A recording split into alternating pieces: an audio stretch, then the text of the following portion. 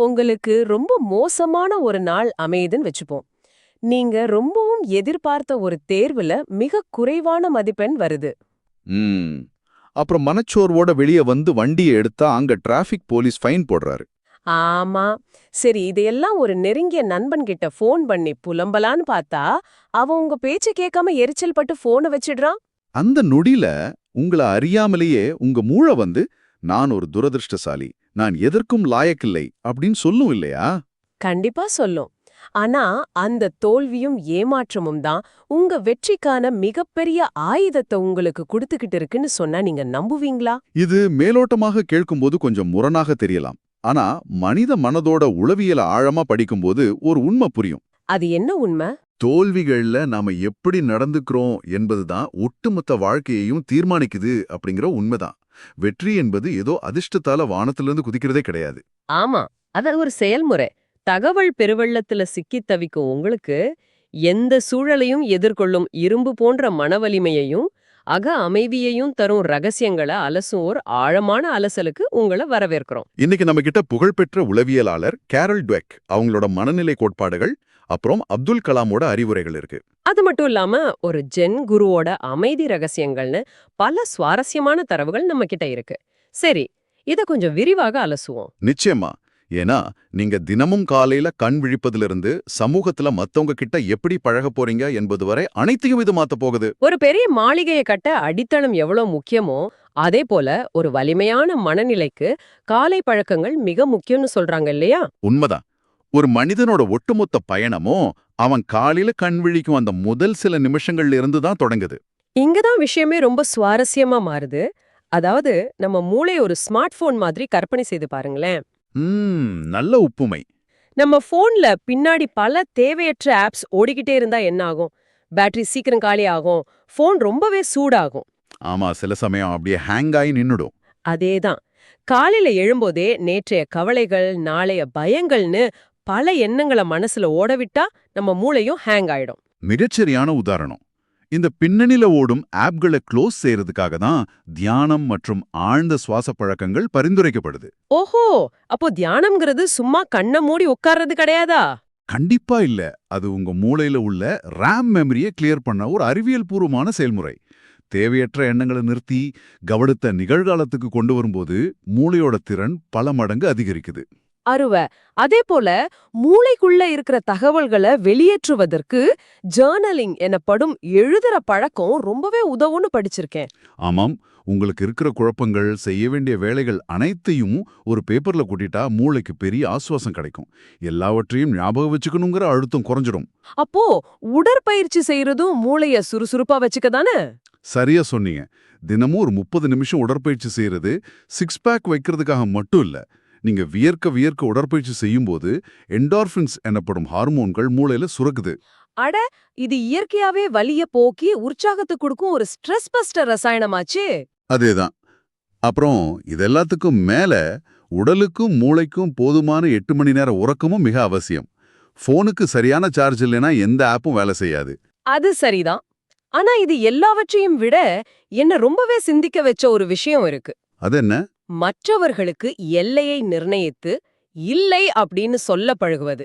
நாம ஏன் இல்லைன்னு சொல்ல தயங்குறோம்? ஏன்னா எல்லோருக்கும் நல்லவனா இருக்கணும் அப்படிங்கிற ஒரு சமூக நிர்பந்தம் நமக்குள்ள இருக்கு. ஆனா எல்லாத்துக்கும் தலையாட்டினா நம்ம நேரமும் சக்தியும் வீணாயிடுமே. இங்கதான் நாம தர்க்க ரீதியாக சிந்திக்கணும். இல்லைன்னு சொல்றது மத்தவங்கள அவமதிக்கிறது கிடையாது. அது உங்களுக்கான எல்லைகளை அமைச்சுக்கும் சுய பாதுகாப்பு. ஆமா, நம்ம நேரத்துக்கு நாமே மதிப்பு கொடுக்கலனா வேற யாரும் கொடுக்க மாட்டாங்க. அப்புறம் நன்றியுணர்வோடு இருக்கிறது எப்படி உதவுது? நீங்க நன்றியுணர்வோடு இருக்கும்போது மூளை தொடர்ச்சியா நெகட்டிவ் விஷயங்களை தேடுறத நிறுத்திட்டு பாசிட்டிவான விஷயங்கள்ல கவனம் செலுத்த தொடங்குது. சரி, இப்போ இந்த காலை பழக்கங்கள் மூலமா மனதோட அடித்தளத்தை ரொம்பவே பலமா அமைச்சிட்டோம். ஆனா நம்ம முதல்ல பேசணுமே அந்த மோசமான நாள். ம் ஆமா. நல்ல மனநிலையோட வெளியே போனாலும் ஒரு சறுக்கல் வரும்போது நாம எப்படி ரியாக்ட் செய்றோம் என்பதுதான் உண்மையான டெஸ்ட். இங்கதான் உளவியலாளர் கேரல் டுவெக் ஒரு அற்புதமான விஷயத்தை முன்வைக்கிறாங்க. மனிதர்களோட மனநிலையை அவங்க ரெண்டா பிரிக்கிறாங்க. என்னென்ன மனநிலை அது? நிலையான மனநிலை, அதாவது ஃபிக்ஸ்ட் மைண்ட் செட். இன்னொன்னு வளர்ச்சி மனநிலை, அதாவது growth மைண்ட் செட். ஓ, நாம ஆரம்பத்துல சொன்ன உதாரணத்துல தேர்வுல மார்க் குறைஞ்சதும் நான் எதற்கும் லாயக் இல்லைன்னு நினைக்கிறது நிலையான மனநிலையா? மிகச்சரி. புத்திசாலித்தனமும் திறமையும் பிறக்கும்போதே தீர்மானிக்கப்பட்டுடுச்சு. அதை இனி மாத்த முடியாதுன்னு அவங்க ஆழமா நம்புறாங்க. அதனால தான் அவங்க ஒவ்வொரு தோல்வியையும் தங்களோட அடையாளத்தின் மேலான தாக்குதலா பாக்குறாங்க. ஆமா. ஆனா அதுவே வளர்ச்சி மனநிலையில இருப்பவர்கள் மதிப்பெண் குறைந்துருச்சு, பரவாயில்ல, நாம படிக்கிற முறையில ஏதோ தவறு இருக்கு, அதை எப்படி மாத்துறது அப்படின்னு யோசிப்பாங்க. இதுக்கு அந்த 10 வயது சிறுவனோட கதை ஒரு நல்ல உதாரணம் இல்லையா? ஆமா. அவன்கிட்ட மிகவும் கடினமான ஒரு புதிரை கொடுத்ததும் அவன் சோர்ந்து போகல. மாறாக கைகளை தேய்ச்சிக்கிட்டு, வாவ், எனக்கு சவால்கள்னா ரொம்ப பிடிக்கும்னு உற்சாகமானான். அட, சவால கண்டதும் அவன் மூளையில டோபமைன் சுரந்திருக்கு. அந்த சிறுவன் தோல்விய தனக்கான ஒரு அடையாளமா பார்க்கல, கத்துக்கிறதுக்கான ஒரு வாய்ப்பை பார்க்கறான். மைக்கேல் ஜார்டன் கதையும் அப்படிதான். பள்ளி காலத்துல போதிய திறமை இல்லைன்னு கூடப்பந்து அணிலிருந்து ஒதுக்கப்பட்டாரே அவரா? அதே மைக்கேல் ஜார்டன் தான். அவர் நிலையான மனநிலையில் இருந்திருந்தா அன்னைக்கே கூடைப்பந்த விட்டிருப்பார். ஆனா அந்த அவமானத்தையே எரிபொருளாக்கி அடுத்த நாள் அதிகாலையிலேயே எழுந்து வெறித்தனமா பயிற்சி செஞ்சார். ஒரு நிமிஷம், இங்க எனக்கு ஒரு பெரிய கேள்வி வருது. கேளுங்க. இப்போ இந்த பாசிட்டிவ் திங்கிங், வளர்ச்சி மனநிலை என்பதன் உண்மையான அர்த்தம் தான் என்ன? நான் தினமும் காலையில எழுந்து நான் பெரிய ஆளா போறேன் அப்படின்னு பாசிட்டிவா மட்டும் யோசிச்சா உடனே தாமஸ் எடிசன் மாதிரி ஆயிட முடியுமா? இது ஒரு முக்கியமான கேள்வியை எழுப்புது. வளர்ச்சி மனநிலை என்பது எல்லாமே நல்லபடியா நடக்கும்னு கண்மூடித்தனமா மாயாஜாலங்களை நம்புறது கிடையாது. அப்போ அது உழைப்பை பற்றியதா? ஆமா, உழைப்பையும் தோல்வியையும் நீங்க அணுகும் விதத்தை பற்றியது. தாமஸ் எடிசன் ஒரே இரவுல பாசிட்டிவா யோசிச்சு பல்ப கண்டுபிடிக்கல. அவரும் அவரோட உதவியாளர்களும் ஆயிரக்கணக்கான முறை தோல்வியை தழுவினார்கள். அப்போ அந்த தோல்விகளை அவங்க எப்படி பார்த்தாங்க? வளர்ச்சி மனநிலை உள்ளவர்களுக்கு நல்லா தெரியும், தோல்வி என்பது உடம்புல குத்தப்படும் ஒரு நிரந்தர டாட்டூ கிடையாது. அது வெறும் ஃபீட்பேக் தான். வாவ்! தோல்வி ஒரு டாட்டூ அல்ல, ஃபீட்பேக். அருமையான கண்ணோட்டம். அந்த ஃபீட்பேக்கை வச்சுக்கிட்டு மீண்டும் உழைக்கணும். கண்டிப்பா. உழைப்பு தான் உண்மையான வல்லமை. சரி, இப்போ வளர்ச்சி மனநிலையை பெற்றுட்டோம். இத நிஜ வாழ்க்கையில ஒரு போர்க்களத்துல ஒரு வீரன் எப்படி பயன்படுத்துவான்? களத்துல இறங்கும்போது நமக்கு சில வியூகங்கள் தேவை அல்லவா?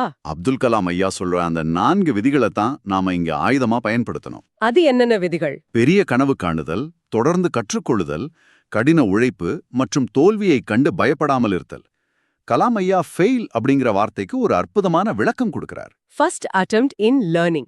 அதானே? ஆமாம், கற்றண்டில் முதல் முயற்சி. நீங்க தோல்வியடையும் ஒவ்வொரு முறையும் உங்க மூளையில புதிய நரம்பியல் இணைப்புகள் உருவாகுது. நீங்க புதிய விஷயங்களை கத்துக்கிறீங்க. ரொம்ப சரி. ஆனா அந்த வேகமான உலகத்துல அந்த உழைப்ப எப்படி குவிய வைக்கிறது? ஒரு பூதக்கண்ணாடி மூலமா சிதறிக் கிடக்கும் சூரிய ஒளிய ஒரே புள்ளில குவிய வச்சா அங்க நெருப்பு உருவாகும் இல்லையா? ஆமாம், உருவாகும். அதபோல நம்மகிட்ட உள்ள ஆற்றலையும் கவனத்தையும் ஒரே நேர்கோட்டுல குவிய வைக்கும் அந்த லேசர் ஃபோக்கஸ் தான் வெற்றிக்கான ரகசியமா? கண்டிப்பா. அந்த லேசர் ஃபோக்கஸ் வரணும்னா சமரசம் இல்லாத சுய ஒழுக்கம் தேவை. காலையில அலாரம் அடிச்சதும் இன்னொரு 5 நிமிஷம் தூங்கலான்னு நினைக்க கூடாது. அந்த ஆசைய கூட கட்டுப்படுத்த முடியாத ஒருவரால எப்படி உலகத்தை வெல்லும் அளவுக்கு கவனத்தை குவிய வைக்க முடியும் இல்லையா? கரெக்ட். உணவு, தூக்கம், சோம்பேறித்தனம் மற்றும் ஐம்புலன்களை கட்டுப்படுத்துவது ஒரு மனிதனை வேறொரு தளத்துக்கு எடுத்துச் செல்லுது. இதோட இன்னொரு சுவாரஸ்யமான விஷயத்தையும் நான் கவனிக்கிறேன். பலரும் என்கிட்ட பெரிய முதலீடு இல்ல, விலையுணர்ந்த லேப்டாப் இல்ல அப்படின்னு காரணம் சொல்லுவாங்களே. அங்கதான் பலவீனத்தையே பலமா மாத்துற வியூகம் செயல்படுது. ஒரு சிறிய ஸ்டார்ட் அப் கம்பெனி கிட்ட கார்ப்பரேட் நிறுவனம் போல கோடிக்கணக்கான பணம் இருக்காது. ஆனா கார்ப்பரேட் நிறுவனம் ஒரு முடிவை எடுக்க பல வாரங்களாகும். ஸ்டார்ட் அப் கம்பெனி ஓரிரு மணி நேரங்கள்ல முடிவெடுத்து செயல்படுமே. அந்த வேகமே அவங்களோட மிகப்பெரிய ஆயுதம். இதையே ஒரு தனிநபருக்கும் பொருத்தலாம். உங்ககிட்ட எல்லாமே சுலபமா கிடைச்சிட்டா மூளை சிந்திக்கிறத நிறுத்திடும். ஓ, வசதி குறைபாடுகள் தான் மனிதர்களை புதுதா சிந்திக்க தூண்டுதா? ஆமா, தன்கிட்ட லேப்டாப் இல்லேன்னு வருந்தாம கையில இருக்கும் ஒரு சாதாரண ஸ்மார்ட் போனை வச்சே புதுமையான சிந்தனைகள் மூலம் பெரிய யூடியூப் சேனலை உருவாக்குறது இதனாலதான். இருப்பத வெச்சு எப்படி புத்திசாலித்தனமா செயல்படுவது என்பதே புதுமை. இதுக்கு தேவை பயமின்மைதானா? கண்டிப்பா. தோல்வி வந்துடுமோ, மத்தவங்க கிண்டல் செய்வாங்களோ அப்படிங்கிற பயம்தான் பலரையும் முதல் அடியை எடுத்து வைக்க விடாம தடுக்குது. இந்த உழைப்பு, லேசர் ஃபோக்கஸ், புதுமையெல்லாம் தனிப்பட்ட ரீதியில நம்மள வளர்த்துக்க உதவும். ஆனா சமூகத்துல நாம மத்தவங்க கூட பழகும்போது எப்படி நடந்துக்கணும்? ஒரு பிசினஸ் மீட்டிங்ல பேசும்போது வெற்றியாளர்கள் பயன்படுத்தும் உளவியல் ரகசியங்கள் ரொம்பவே நுட்பமானவை. மனிதர்களுடனான உரையாடல் என்பது ஒரு செஸ் விளையாட்டு போன்றது. செஸ் விளையாட்டா? அதாவது ஒவ்வொரு மூவும் யோசிச்சு பண்ணணுமா? ஆமா, உணர்ச்சி வசப்பட்டு அவசரமாக பதிலளிப்பது என்பது உங்க ராஜாவை நீங்களே எதிரிகிட்ட ஒப்புவிப்பதற்கு சமம். வெற்றியாளர்கள் எப்போதும் உணர்ச்சிகளை கட்டுக்குள் வச்சிருப்பாங்க. கோபமோ சோகமோ எதுவாக இருந்தாலும் அத மத்தவங்க எளிதில் கண்டுகொள்ள முடியாதபடி ஒரு நிதானத்தை கடைபிடிப்பாங்க. ரைட். சரிதான். அதே போல பேசும்போது சின்ன சின்ன இடைநிறுத்தங்களை, அதாவது பாசஸ் ஏற்படுத்துவாங்க. தொடர்ந்து இயந்திரம் போல பேசுறதை விட திடீர்னு ஒரு வினாடி மௌனமாகும்போது ஒரு அழுத்தம் உருவாகும். ஓ, அப்போ கேட்பவர்களோட முழு கவனமும் நம்ம பக்கம் திரும்பும். அவங்க மேலும் தகவல்களை தாங்களாகவே முன் வந்து சொல்வாங்களா? ஆமாம், இது பேச்சுல ஒரு அதிகாரத்தை கொடுக்குது. இல்ல, எனக்கு இதுல ஒரு முரண்பாடு தோணுது. என்ன முரண்பாடு? இப்படி வேணும்னே ஒரு கேப் விட்டு மத்தவங்க நம்மள எளிதில் அணுக முடியாதபடி நடந்துக்கிறதும், மனசுக்குள்ள இருக்கிற உணர்ச்சிகளை முகத்துல காட்டாம மறைக்கிறதும் பார்க்க கொஞ்சம் திமிர்த்தனமாவோ அல்லது போலியாவோ தெரியாதா? நீங்க கேட்பது நியாயமான கேள்விதான். ஆனா இத நாம ஈகோ அல்லது திமிர்த்தனம் என்ற கோணத்துல பார்க்க கூடாது. அப்ப வேற எப்படி பார்க்கணும்? இது உங்க தனிப்பட்ட ஆற்றலையும் நேரத்தையும் பாதுகாக்கும் ஒரு கவசம். ஒரு நாளைக்கு 1000 விமர்சனங்கள் வரும். 100 பேர் உங்களுக்கு கோவப்படுத்தலாம். சரியா சொன்னீங்க. அப்படி செஞ்சா உங்க இலக்கின் மேல வச்சிருக்கும் லேசர் ஃபோக்கஸ் என்ன ஆகும்? தேவையற்ற விவாதங்கள்ல உங்க மொத்த ஆற்றலும் வீணாகிடும். ஓ, அப்போ உணர்ச்சிகளை கட்டுப்படுத்துவது என்பது சூழ்நிலையின் கட்டுப்பாட்டை மத்தவங்க கைகள்ல கொடுக்காம நம்ம வசமே வச்சிருப்பது. ஆமா, செஸ் போர்டுல கோபத்துல காய்களை நகர்த்த முடியாது. தர்க்க ரீதியாக சிந்திச்சுதான் நகர்த்தணும். இப்ப புரியுது. இது எதிராளியை ஏமாற்றுவதல்ல, நம்மை காத்துக்கிட்டு எப்போதும் ஒரு படி மேலே சிந்திப்பது. மிகச்சரி. சரி, இப்ப நாம காலை பழக்கங்களை சரி செய்துட்டோம், தோல்வியை ஃபீட்பேக்கா பாக்குற வளர்ச்சி மனநிலைய கொண்டு வந்துட்டோம், கலாமோட விதிகளை பின்பற்றி வெற்றியும் பெற்றுட்டோம். ம் ஆனா நினைத்த இலக்கை அடைந்து பணம் புகழ் எல்லாம் கிடைச்ச பிறகும் இரவுல தூங்கும் போது மனசுக்குள்ள நிம்மதி இல்லைனா அந்த வெற்றிக்கு என்ன அர்த்தம்? எந்த அர்த்தமும் இல்ல. இங்கதான் திருநெல்வேலியைச் சேர்ந்த கார்த்திக் அப்படிங்கிற இளைஞனோட கதை நமக்கு ஒரு மிகப்பெரிய பாடத்தை கத்துக் கொடுக்குது. கார்த்திக் கதை என்ன? வாழ்க்கையின் ஓட்டத்துல வெறித்தனமா ஓடி எல்லாம் இருந்தும் மன உளைச்சலுடனும் கவலைகளுடனும் கார்த்திக் ஜென் மாஸ்டர் ஈஷிய சந்திக்க போறான். மாஸ்டர் ஈஷி அவன் கிட்ட ஒரு ஆழமான உண்மையை சொன்னார். என்ன சொன்னார்? அமைதியை நீ வெளியே தேடிக்கிட்டு இருக்க, ஆனா அது உனக்குள்ளே தான் புதைஞ்சு கிடக்கு அப்படின்னு சொன்னார். மனித மூளை எப்பவுமே ஒரு டைம் மெஷின் போல கடந்த காலத்தோட சோகங்கள்லயும் எதிர்காலத்தோட பயங்கள்லயும் தானே அலைஞ்சுகிட்டு இருக்கோம். அதனாலதான் மாஸ்டர் ஈஷி நிகழ்காலத்துல வாழுதல் என்பத முதல் ரகசியமா சொல்றார். நாம நடக்கும்போதும் சாப்பிடும்போதும் மூளை வேற எதையோ யோசிச்சுக்கிட்டு இருக்கோம். சாப்பிடும் உணவோட சுவைய முழுமையா உணர்ந்து அந்த நொடியில வாழ்றதுதான் மூளைக்கான உண்மையான ஓய்வில்லையா? ஆமா, அதோட இருப்பதை ஏற்றுக்கொள்வது என்ற இரண்டாவது தத்துவமும் மிக முக்கியமானது. ஒரு நதி ஓடிக்கிட்டு இருக்கு, குறுக்கே ஒரு பெரிய பாறை வந்தா நதி அதனோட சண்டையிடுவதில்லை. அமைதியா அதை சுற்றிக்கிட்ட தன் பாதையில பயணிக்கும். அதே போல வாழ்க்கையில வர்ற கஷ்டங்களையும் நாம விரும்பாத நிகழ்வுகளையும் அப்படியே ஏத்துக்கும்போது பாதி மன அழுத்தம் குறைஞ்சிடும். வாவ்! இதை விட என்ன ரொம்ப பாதித்த விஷயம் பற்று இல்லாமல் இருப்பது, அதாவது டிட்டாச்மெண்ட். அது எப்படி? ஒரு பூ அழகா பூக்குது, மனம் வீசுது, அப்புறம் தானாகவே உதிர்ந்துடுது. தான் எவ்வளவு அழகா இருக்கோமேன்னு அது தற்பெருமை கொள்வதும் இல்ல, உதிர போறோமேன்னு பயப்படவும் இல்ல. இத நான் அப்படியே இன்றைய சோஷியல் மீடியா காலத்துக்கு பொருத்தி பாக்குறேன். எப்படி பொருத்தி பாக்குறீங்க? இப்போ இன்ஸ்டாகிராம்ல நாம ஒரு போட்டோ போடுறோம்னு வைங்க, அதுக்கு வழக்கமா வர லைக்ஸை விட ஒரு 10 லைக்ஸ் குறைஞ்சிட்டாலே நம்ம மனசு எவ்வளவு கஷ்டப்படுறோம். உண்மைதான். ஒரு கற்பனையான டிஜிட்டல் நம்பர் மேல நாம எவ்ளோ பற்று வச்சிருக்கோம். இதையெல்லாம் நம்ம சொந்தம்னு நினைச்சு நாம இறுக்கமா பிடிச்சுக்கிட்டு இருக்கோம். இந்த பற்றற்ற தன்மை என்பது உலகத்தை விட்டு ஓடுவதல்ல, எதன் மீதும் உரிமை கொண்டாடாமல் செயலை மட்டும் செய்வது. இது ஒரு அபாரமான சிந்தனை. இந்த ஜென் மனநிலை தான் ஒருவருக்கு உண்மையான சமநிலையே பரும். இல்லனா இயந்திரம் போல ஓடி சீக்கிரமே மனதளவுல பர்ன் அவுட் ஆயிடுவாங்க. அதனாலதான் மாஸ்டர் ஈஷி தன் மீதே கருணை காட்டுவது பற்றியும் சொல்றாரோ. ஆமாம், நாம மத்தவங்க செய்யற தவறுகளை எளிவில் மன்னிச்சிடுறோம். ஆனா நாம செய்யற சிறு சிறு தவறுகளுக்காக நம்மளை நாமே மிக கடுமையா தண்டிச்சுக்கிறோம். நம்ம குறைகளை நாமே முதல்ல ஏத்துக்கணும். இறுதியா மாஸ்டர் சொல்லும் 5வது ரகசியம், எல்லாமே ஒரு மாயை என்பதை உணர்வது. இந்த உலகம் நிரந்தரமற்றது. நேற்று இருந்தது, இன்று இல்லை. இன்று இருப்பது நாளை இருக்காது. இத முழுமையா உணரும்போது எந்த பொருளின் மீதும் நபரின் மீதும் அதீத பற்று இருக்காது. பற்று இல்லைன்னா அங்க எதை இழக்க நேரிடுமோ என்ற பயமும் இருக்காது. பயம் இல்லாத ஒரு மனிதனை யாராலும் வீழ்த்த முடியாது. சரியா சொன்னீங்க. இந்த ஜென் ரகசியங்களை தொடர்ந்து பயிற்சி செய்த கார்த்திக் மெல்ல மெல்ல தனது மன அமைதியை திரும்ப பெற்றான். எப்பேற்பட்ட ஒரு அறிவு பயணம் இது! ஒரு நாளோட தொடக்கத்துல ஸ்மார்ட் போனை கிளியர் செய்யற மாதிரி தியானம் மூலமா மூளைய தயார் செய்றோம். ஆமா, ஒரு சர்க்கிள் வரும்போது கொரோல் ட்வெக்கோவோட வளர்ச்சி மனநிலையோட தோல்விய ஒரு டாட்டூவா பார்க்காம ஃபீட்பேக்கா பார்க்கறோம். அப்புறம் களத்துல இறங்கும்போது கலாமோட 4 விதிகள் மற்றும் லேசர் ஃபோக்கஸை பயன்படுத்தி பலவீனத்தையே ஆயுதமா மாத்துறோம். மத்தவங்க கிட்ட உரையாடும்போது உணர்ச்சிகளை கட்டுப்படுத்தி செஸ் போர்ட் போல தர்க்க ரீதியா செயல்படுறோம். இறுதியா என்னதான் வெற்றி பெற்றாலும் இன்ஸ்டாகிராம் லைக்ஸ் போன்ற மாயைகள் மேல பற்று வைக்காம ஜென் மாஸ்டரோட அமைதி ரகசியங்களோட மனச நிம்மதியா வச்சுக்கிறோம். ஆனா இந்த அறிவை வெறும் தகவலா மட்டும் மூளையில சேமிச்சு வச்சா எந்த பயனும் இல்ல.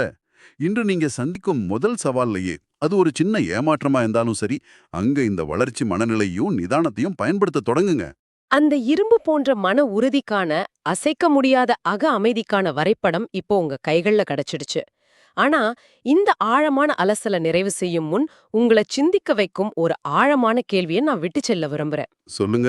எல்லாமே மாறிக்கிட்டே இருக்கும் நிரந்தரமற்ற ஒரு மாயையான இந்த உலகத்துல கலாம் ஐயா சொன்ன மாதிரி தோல்வி என்பது கற்றுக்கொள்வதற்கான முதல் படி என்ற அறிவியல் பூர்வமா தெரிஞ்ச பின்பும் மற்றவர்கள் என்ன நினைப்பார்களோ என்ற ஏதோ ஒரு போலியான மாயைக்காக பயந்து நீங்க எடுக்க வேண்டிய அந்த ஒரு பெரிய ரிஸ்க, உங்களோட அந்த பெரிய கனவை இன்னமும் ஏன் தள்ளி போட்டுக்கிட்டு இருக்கீங்க? யோசிச்சு பாருங்க.